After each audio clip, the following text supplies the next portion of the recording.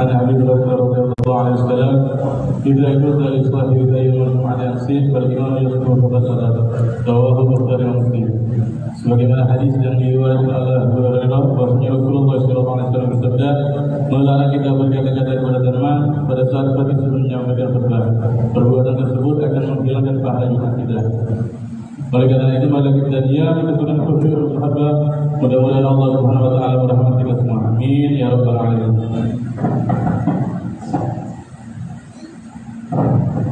Inna Allaha wa malaikatahu yusalluna 'alan nabi. Ya ayyuhalladzina amanu sallu 'alaihi wa sallimu taslima. Allahumma salli wa sallim 'ala sayyidina Muhammadin sayyidil mursalin wa 'ala alihi tayyibin at-tahirin wa ashabil akramin wa radha 'anhum ajma'in birahmatika ya arhamar rahimin. Assalamu alaikum warahmatullahi wabarakatuh. Allahu akbar, Allahu akbar, Allahu akbar, Allahu akbar. Asyhadu an la ilaha illallah, asyhadu an la ilaha illallah, asyhadu anna Muhammadar Rasulullah, asyhadu anna Muhammadar Rasulullah. Hayya 'alas salah, hayya 'alas salah,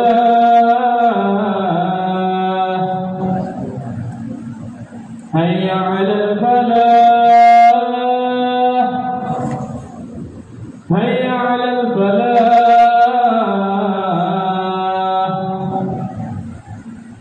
Allahu akbar, Allahu akbar. La ilaha illallah.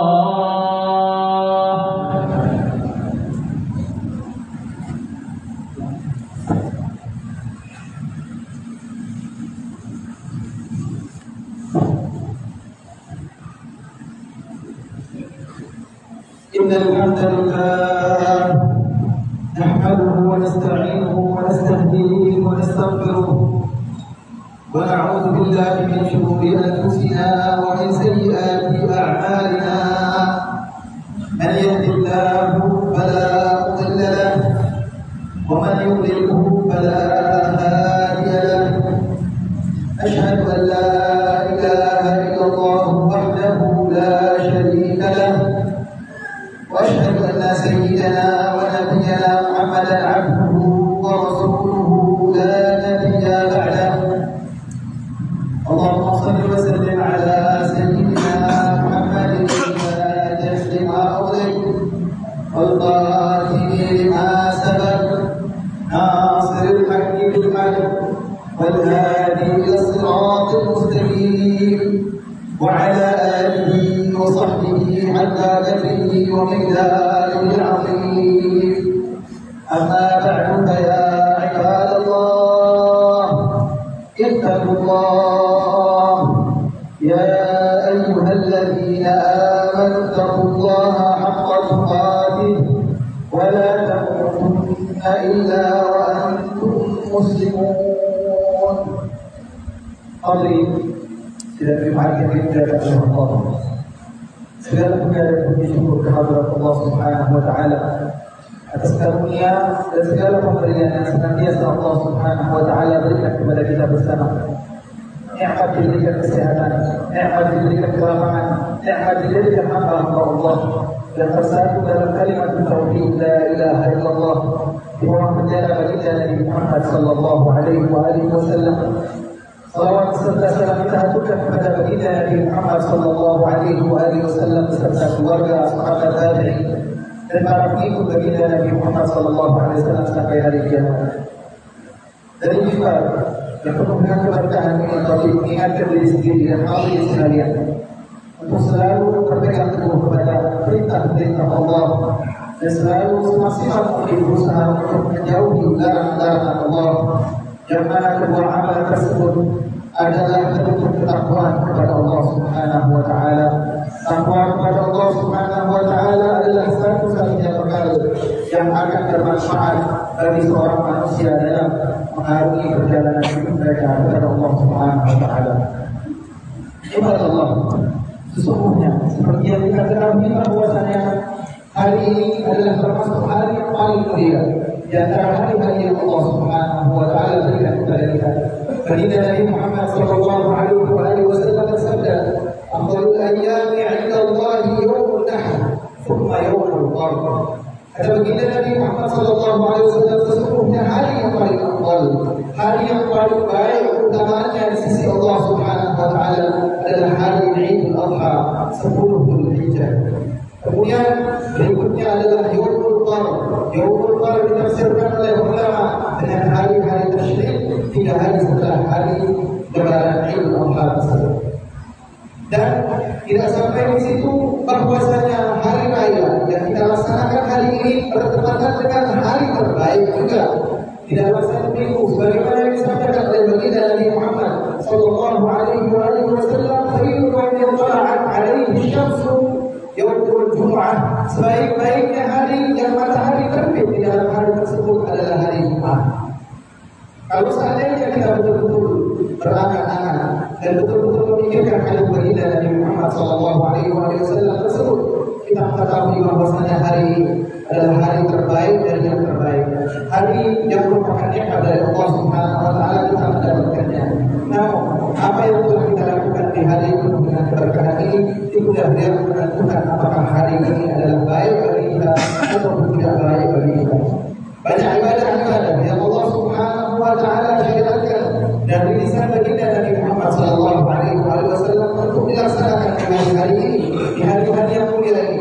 Termasuk yang paling utama dan paling afdal adalah menyembelih daripada hewan kurban, seperti yang disampaikan baginda Nabi Muhammad sallallahu alaihi wasallam dalam riwayat Tabrani. Baginda Nabi Muhammad sallallahu alaihi wasallam bersabda, "Ahabbul a'mali ila Allah ba'da al-fara'id ma 'amila adamiyyun min 'amali yawm an-nahri ahabbu ila Allah min ihramina." Seseorang tidak mengamalkan satu amalan yang lebih dicintai oleh Allah Subhanahu wa taala di hari lebaran melebihi daripada kecintaan Allah terhadap hamba-hambanya yang menumpahkan darah hewan kurban di hari Idul Adha.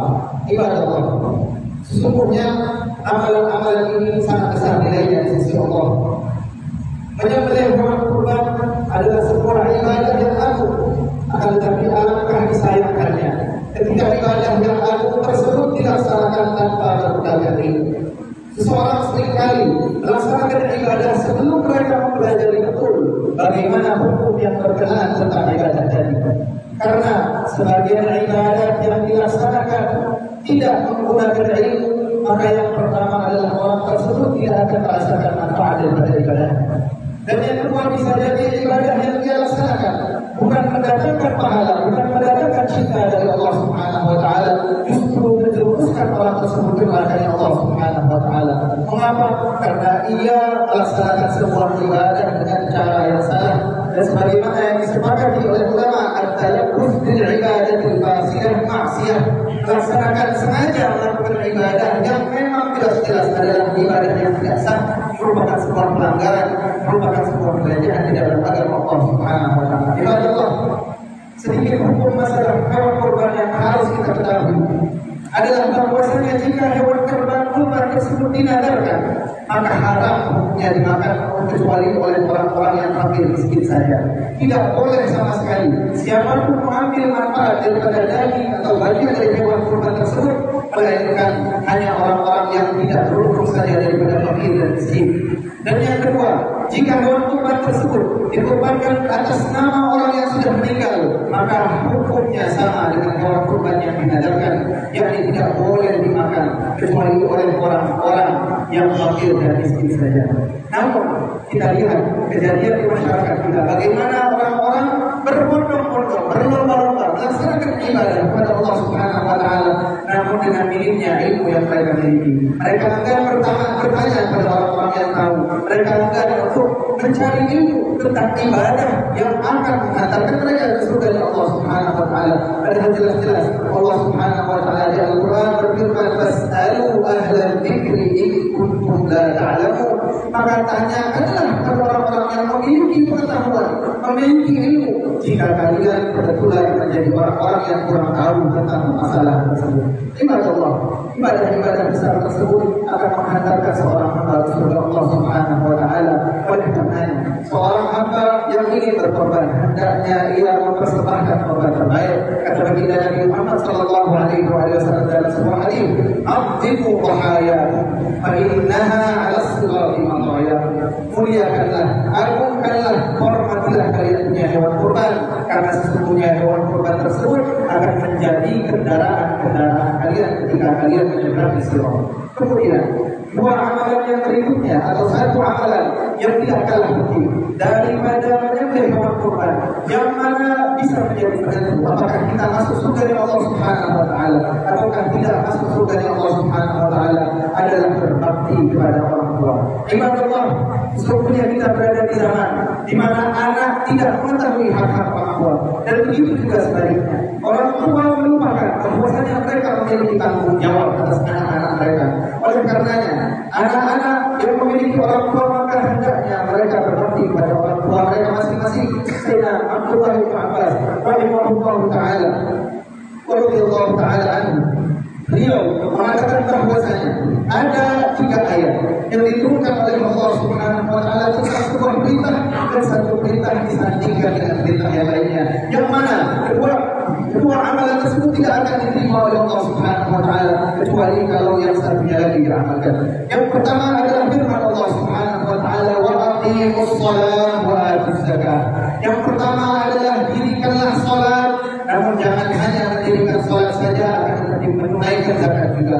Orang yang salat tidak zakat, salatnya tidak diterima. Orang yang zakat tidak salat, zakatnya tidak diterima oleh Allah Subhanahu wa taala. Yang kedua adalah firman Allah Subhanahu wa taala, "Anishkurli wa liwalidayya." Bersyukurlah engkau kepadaku, kata Allah Subhanahu wa taala, dan juga bersyukurlah kepada orang tua. Dari hadis baginda Nabi Muhammad sallallahu alaihi wasallam juga banyak menjelaskan bahwasanya orang yang berusaha membuat ridho Allah, namun ia selalu membuat orang tuanya murka, maka tidak ada gunanya mencari ridho Allah Subhanahu wa taala, karena Allah Subhanahu wa taala meletakkan ridhonya pada ridho kedua orang tua. Yang ketiga adalah atii'ullah wa atii'ur rasul. Taatlah kalian kepada Allah, dan tidak hanya taat kepada Allah, kalian juga harus taat kepada Rasulullah sallallahu alaihi wasallam. Orang yang mengaku cinta Allah, orang yang mengaku mengikuti ajaran Allah, akan tetapi tidak mencintai Nabi Muhammad, akan tetapi tidak mengikuti ajaran baginda Rasulullah sallallahu alaihi wasallam, maka amalannya tertolak dengan begitu saja, seperti yang dikatakan oleh Sayyidina Abdullah bin Abbas radhiyallahu taala anhu. Allah, sesungguhnya mendapati orang tua dalam keadaan hidup itu adalah kenikmatan besar di sisi Allah Subhanahu wa taala. Cukup bermuamalah dengan orang tua dengan cara tidak menyakiti mereka, itu sudah cukup menyelamatkan seorang hamba dan menghantarkan mereka kepada surganya Allah Subhanahu wa taala. Malaikat Jibril sampai mendoakan orang-orang yang mendapati orang tuanya hidup tapi tidak berhasil orang tuanya menjadikan mereka ahli surga. Kata malaikat Jibril berdoa dengan baginda Nabi Muhammad sallallahu alaihi wasallam dan diamini oleh Rasulullah, "Man adraka abawayhi aw ahaduhuma 'ala al-kibar falam yudkhilahu al-jannah ab'adahu Allah." Kata malaikat Jibril berdoa, orang yang mendapatkan kedua orang tuanya atau salah satu dari mereka ketika mereka tua, ketika mereka butuh kepada anaknya, akan tetapi anaknya tidak berhasil masuk surga dengan wasilah daripada orang tuanya tersebut, berarti hamba tadi, berarti orang tadi tidak akan pernah mencium rahmat Allah Subhanahu wa taala dan dijauhkan daripada surganya Allah Subhanahu wa taala. Malaikat Jibril berkata kepada Nabi Muhammad, "Qul amin." Katakan amin wahai Muhammad. Nabi Muhammad yang merupakan sosok yang paling sayang dengan orang tuanya, beliau pun menyetujui doa tersebut dan mengamininya dan berkata amin. Jadi hamba-hamba Allah Subhanahu wa taala yang dimuliakan oleh Allah, mudah-mudahan keluar dari masjid ini, keluar daripada hari ini dengan berkat kedekatan orang-orang yang dekat kepada Allah Subhanahu wa taala, kita diberikan taufik, kita diberikan hidayah, dan kita diberikan oleh Allah Subhanahu wa taala kesempatan untuk bertaubat jika kita kita merupakan hamba-hamba Allah yang durhaka kepada orang tua mereka dan tidak berusaha menjadi anak-anak yang berbakti kepada orang tua selepas daripada keluarnya kita daripada masjid Allah Subhanahu wa taala. Amin ya rabbal alamin. Mudah-mudahan amal kita diterima oleh Allah Subhanahu wa taala dan dijadikan ini adalah mulai daripada perubahan kita menuju orang-orang yang menjadi lebih baik daripada yang kemarin. Ini ahsan al-kalam, kalamullah al-malik al-alam. Allah Subhanahu wa taala yaqul wa bi qawlihi yahtadil muhtadun. فإذا قرئ القرآن فاستمعوا له وانصتوا لعلكم ترحمون. أعوذ بالله من الشيطان الرجيم. بسم الله الرحمن الرحيم. والعصر إن الإنسان لفي خسر إلا الذين آمنوا وعملوا الصالحات وتواصوا بالحق وتواصوا بالصبر. بارك الله لي ولكم في القرآن العظيم ونفعني وإياكم بما فيه من الآيات والذكر الحكيم وتقبل مني ومنكم تلاوة من المسر العليم. أقول قولي هذا وأستغفر الله العظيم لي ولكم ولسائر المسلمين فاستغفروه من كل ذنب إنه هو الغفور الرحيم. اللهم صل وسلم على سيدنا محمد وعلى آل سيدنا محمد. الحمد لله حمدا كثيرا كما أمر وأشهد أن لا إله إلا الله وحده لا شريك له إرغاما لمن جحد به وكفر وأشهد أن سيدنا ونبينا محمدا عبده ورسوله سيد الخلائق والبشر. اللهم صل وسلم على سيدنا محمد من بصرت عين بنظر وعود بقدر. أما بعد فيا عباد الله اتقوا الله وذروا الفواحش ما ظهر منها وما بطن وحافظوا على الطاعة وحضور الجمعة والجماعة واعلموا أن الله أمركم بأمر بدأ فيه بنفسه وثنى بملائكته المسبحة بقدسه وثلث بكم أيها المؤمنون ببريته في نفسه فقال تعالى ولم يزل قائلا عليما إن الله وملائكته يصلون على النبي يا أيها الذين آمنوا صلوا عليه وسلموا تسليما. اللهم صل وسلم على سيدنا محمد وعلى آله وصحبه أجمعين. اللهم وارض عن الخلفاء الراشدين المهديين الذين جروا بالحق وكانوا به يعدلون ساداتنا أبي بكر وعمر وعثمان وعلي وعن التابعين ومن تبعهم بإحسان إلى يوم الدين.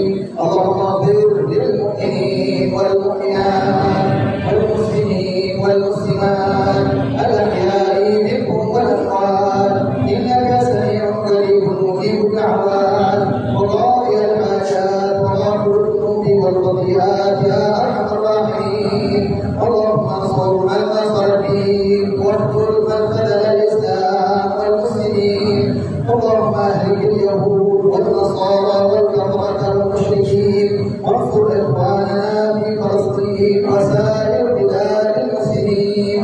اللهم آمنا في دورنا واصلح ولاة أمورنا واجعل اللهم ولايتنا في من خافك واتقاك.